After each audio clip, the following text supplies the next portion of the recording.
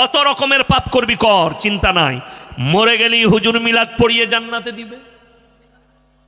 কথা বুঝতে পারেন? আমার দেশে মিলাদ হয় না, হয় না? হ্যাঁ, আমাকে দাওয়াত দিলেন, একজন ধরেলেন চাপড়া গেছে কিংবা কৃষ্ণনগর থেকে বাড়ি ফিরছে বাইকে, 4 বোতল মদ খেয়ে বাড়ি ফিরছে, অ্যাক্সিডেন্ট হয়ে মারা গেল। আহা, জানাজা হলো, মাটি হয়ে গেল। এরপর ইয়াসিন ভাইকে দাওয়াত দিয়েছেন, বললে হুজুর আমার ছেলের জন্য মিলাদ দেবো। আমি এলাম, দেশি মুরগি দিয়ে ভাত আর পরোঠা আর পোলাও আমি খেলাম। এরপরে দোয়া করছি, আল্লাহ ভাই সাহেব অ্যাক্সিডেন্ট হয়ে মারা গেছে, তুমি তাকে জান্নাতুল ফিরদাউস দান করো, শহীদের মর্তবা দিয়ে দাও।